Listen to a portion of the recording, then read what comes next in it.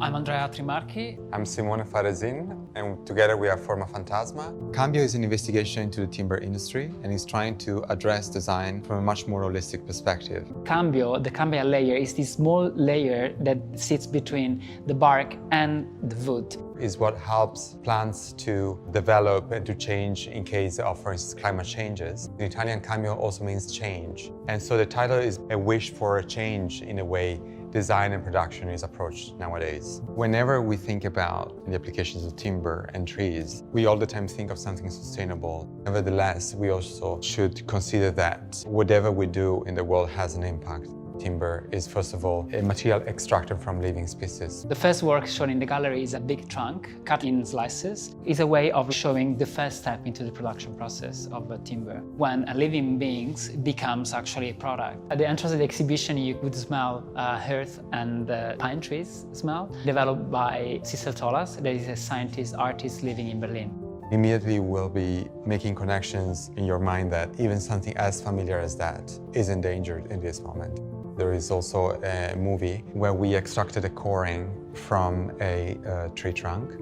What is possible to do with corings is to actually read how climate is changing through the tree rings of plants. Already the objects that are surrounding us every day have embedded this change, but we are not able to read it. So for us it was very important to make that visible with the installation about the coring. One of the installation is a stack of stools, copies of a famous piece from IKEA. We are addressing the complex relationship there is between the intake of CO2 from trees, the fact that objects then continue to store the CO2 within them. Every tree that is used for consumption, it's cut according to the needs of the industry. Nevertheless, trees, because they absorb CO2, they reach maturity in a certain moment of their life. The bottom of the pile is the essence of wood we use is 60 years is the ideal yielding time. The last one, which is oak, the ideal yielding time is 120 years. Generally in industry, oak is cut much earlier. If we really want to think that trees are helping us in absorbing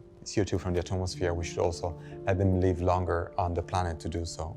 To create an interesting and a positive cycle between the life of the object and the time that the tree takes to grow, well, then the object should outlive the life of the tree. As designers, for a very long time, we have been focusing on human needs. But in a moment such as this one, where we are living the climate crisis, we are realizing more and more that there's a lot that we can do in implementing the intelligence of non-humans in our design conversations. Timber, especially wood, is a living species. So for us, it was a very good opportunity to discuss about the intelligence of other species within the exhibition. You've always imagined us as incapable of intelligence, language, empathy. It's not that the exhibition necessarily gives solutions or clear answers, but it's an invitation to consider the complexity of the world we live in.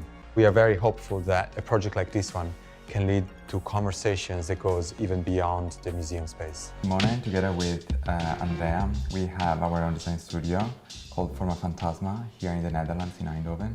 We are both Italian. At the moment we are working on a project that is about lava and basalt stone, in particular in a district in Sicily where we often are going because Andrea is Sicilian.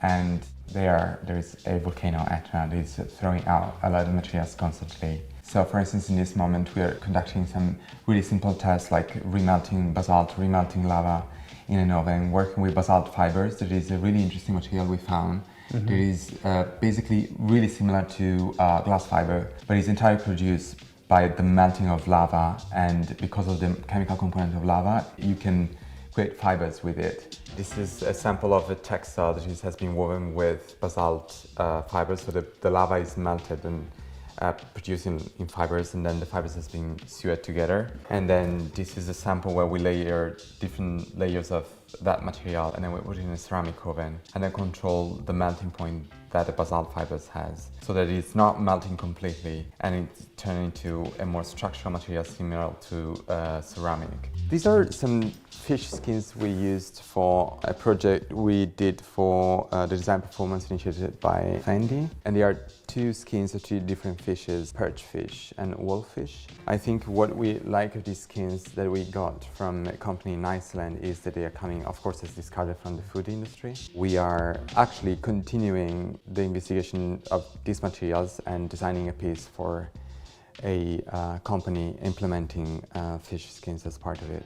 We have some animal bladders. Again, these are some material we use for the Fendi commission. These are from cow, and they are coming again from the food industry. Usually these are used in Italy, especially in Italy or for sure also in other countries. Di base ad Amsterdam presentiamo due progetti, uno si chiama Blush Lamp, che significa arrossire, blush, e l'altro invece Wire. Sono due progetti diversi ma che partono da uno stesso punto di partenza. È quello di ridurre al minimo l'oggetto e di ottenere un grande effetto anche scultoreo ed espressivo nel prodotto finito. Nel caso della Blush Lamp abbiamo utilizzato una striscia LED ed un vetro dicroico che produce dei riflessi colorati nel momento in cui la luce lo attraversa. In wiring abbiamo utilizzato una cintura in gomma che in realtà è il cavo elettrico. Quindi l'idea iniziale era quella di trasformare quella parte dell'oggetto lampada che di solito non viene considerato, il cavo elettrico, nel punto principale dell'oggetto luminoso. E il punto più interessante però è il punto in cui il cerchio incontra il cavo elettrico in gomma, perché lì in quel punto ci sono i connettori elettrici che permettono alla striscia LED di illuminarsi. Siamo uno studio di design che ha base in Olanda e ci chiamiamo Formafantasma perché in realtà il nostro modo di operare è abbastanza basato sulla ricerca e concettuale. Diciamo che la forma è la conseguenza di un processo, in qualche modo è un fantasma che cambia di volta in volta e genera nuovi risultati, come in questo caso. Molto spesso quando lavoriamo attingiamo a degli archivi, soprattutto storici. Molti dei progetti che abbiamo fatto nel passato hanno quella come base. La maggior parte delle volte ci viene chiesto di trasformare quegli archivi, mentre in questo caso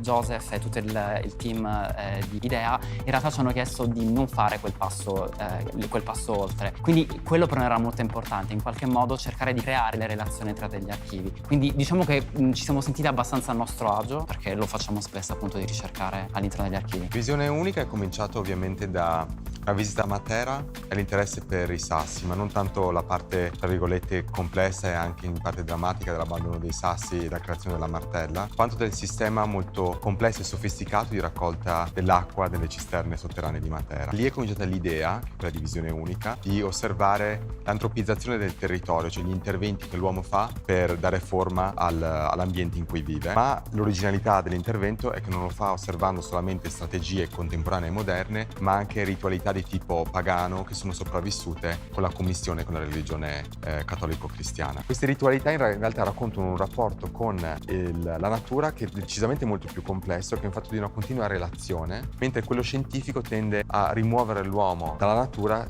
come se non ne facesse parte. Mettere insieme queste diverse realtà in una visione unica cerca in qualche modo di trovare nuovi sistemi di relazione. L'esibizione è composta da 5 grandi proiezioni e da 10 schermi, dove i video si vanno continuamente a interlacciarsi e a sovrapporsi. Ogni schermo ha più di un video, quindi in qualunque momento il visitatore visiterà appunto la mostra, le relazioni che si andranno a creare all'interno della mostra cambieranno continuamente. Poi in generale nella mostra abbiamo incluso documentari, fotografie di tipo storico, letture di testi, quindi abbiamo ampliato l'idea stessa di archivio e presentato in mostra solo materiale filmico o perlomeno tradotto in film, perché volevamo in qualche modo raggruppare con un medium unico tutti i diversi aspetti dell'archivio. Abbiamo solo pochi pezzi fisici messi in mostra, tra cui degli intagliati che erano presenti nella mostra precedente. Il modo con cui abbiamo lavorato con gli archivi è stato quello di praticamente immergerci in uno studio approfondito di varie fonti, ma anche di prenderci grande libertà. Per esempio abbiamo messo in discussione l'idea stessa di archivio, intervistando Enzo Viti, che è uno dei